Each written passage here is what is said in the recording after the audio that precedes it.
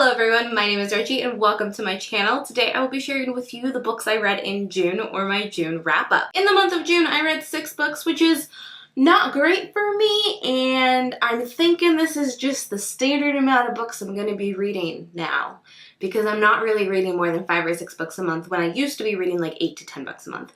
So I'm a little sad about that, but it just seems to be the norm as of late, so we're just going to go with it and say that's pretty average for me this year. So yay!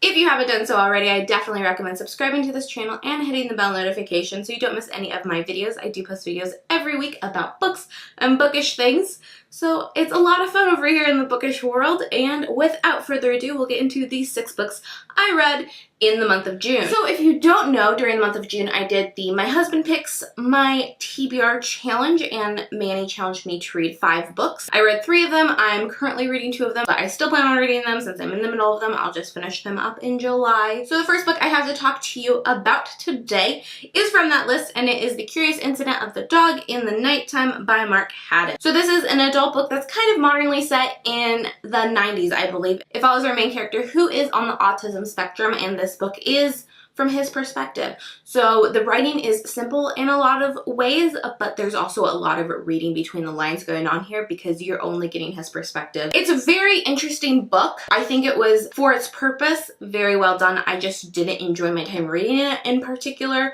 And I did listen to this as an audiobook, and I don't think the narrator for this audiobook did this book any favors. So that may have influenced my reading experience, but I did end up giving this like a 2.5 or a 3 stars. I haven't decided. I think on Goodreads I ran it up and gave it a 3. Next up, I have The Favorite Sister by Jessica Knoll. This is a book I had an e-arc of. In particular, I was really excited for this book because I really loved Jessica Knoll's first book called The Luckiest Girl Alive. And in this one, I see a lot of the same kind of themes and styles explored, but I think it's done in a better way, but I didn't enjoy the story as much as The Luckiest Girl Alive.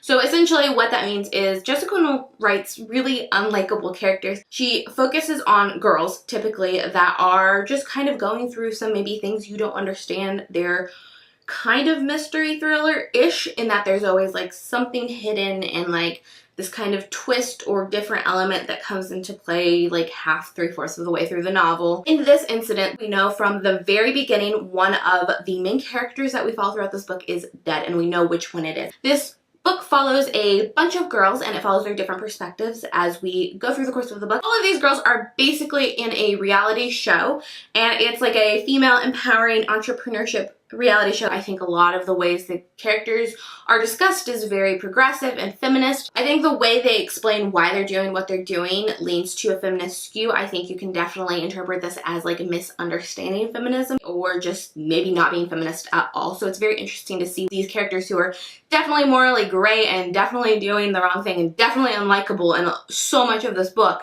But you become attached to them in a way, at least I did personally. However, there was a change in the ending that I did not like, a reveal that we did not know that I wasn't particularly on board with, because I think it was a misuse of this element of the book. Here's the thing, I really love Jessica Knoll, I really love this book, but this is a trope or a thing that's happened in another book that I've called out on and really disliked. So I didn't like that, and that really hurt my experience. And even though I gave this 3 stars, that's really hard for me because this is a thing I've torn another book, Everything by Nicole Yoon, apart for, but I did really genuinely enjoy this book and the story, and even some of the way the fallout of that like twist happened and was explored was very interesting.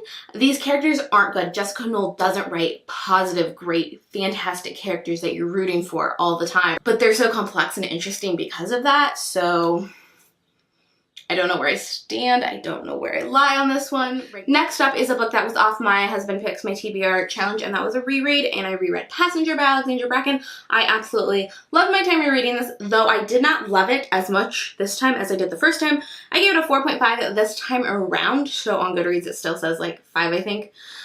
But the thing is, I listened to the audiobook for my reread, and I don't think I really liked the audiobook. The narrator is fine, there's nothing wrong with that. I just feel like what I love so much about this book is that it's so vivid in my mind and like the audiobook was like really glazing over those things. Alexandra Bracken's writing is so descriptive and so unique, which is part of, in my opinion, of the reason a lot of people don't like these books. It's way too over the top for a lot of people, but I love that because it really puts me in the spot that these characters are in, and I feel like I was taken out of that spot through the audiobook. So I feel like that's affecting my score of this reread. If you don't know, Passenger by Alexandra Bracken follows a 16-year-old girl named Edda who is part of a time-traveling family, but she doesn't know that until she gets sucked into a portal that takes her to a different time. She is then forced to go on a treasure map hunt, a scavenger hunt, that's what we'll call it, a scavenger hunt through time and different locations to try to save her mom and get back to her current time and all of that jazz. And I think it's a really great book. I really do enjoy it. Next up, we have one of the biggest surprises of the year for me, and that is We Are Okay by Nina LaCour. I bought it, so I think that says a lot. I don't buy books that I don't think I'm gonna love, but I didn't know how much I'd love this. I did end up giving this a 4.5 stars because I don't think it's perfect. I think it does handle a few things awkwardly or just weird, but I really loved so much about this book that I'm just so shocked by it in general. One of my just like new favorites. I really did enjoy this book. If you do not know, We Are Okay is about a young girl who has lost her grandfather. He has passed away, and she has moved to her college town and kind of left everyone behind. She hasn't communicated with her friends. Also, no one really knows how she's doing. In blunt terms, she's not doing well. She's grieving in a very unique way, and she's very closed off and very different than she was before this incident happened. And this book is really just a character study of her grief and her going through a time where one of her friends visits her for the first time, and she's just really nervous and anxious about that, but also like dealing with her grief in the way she is. This book is just beautiful and so good. If you don't like character studies, if you need a book to have a rich and fast-paced plot, if you need a book that moves fast, wouldn't recommend this one. But I do recommend this one if you are interested in character studies, studies on grief, characters that really develop. Everything is not perfectly solved at the end of this book, but we get this like great shift and change and like sense of hope from the ending of this book, and I really just loved this book so much. I can't sing its praises enough. And last up on my list, I'm going to talk about these two books together, and I'm going to talk about them briefly because I have a whole review about them. But this is Beartown and Us Against You by Fredrik Bachman. This is the first book in the Beartown series, and this is the second. I also have a review on Us Against You, and in my review I talk a lot about why I love Beartown as well, so I will link to that. But I just really, really love these books. I love the story, I love Fredrik Bachman, and I gave both of these 5 out of 5 stars. Beartown is a reread for me. If you do not know, Beartown was my favorite book I read last year, so I was super excited to get the opportunity to reread it and then read the second one. Beartown was amazing the second time through, and Us Against You was everything I was hoping for and more and different. And I will list some trigger warnings down below though, because these are very potentially triggering books, so I want to make sure you're well prepared for that. But if you're interested in those trigger warnings, I'll have them listed down below. But that's all for the books I read in the month of June. I hope you enjoyed this video. You should comment down below, let me know what, if any of these books you've read and what you thought of them, or if you're planning on reading of these books. You should also give this video a thumbs up, subscribe if you haven't already, and I'll see you in my next video. Bye!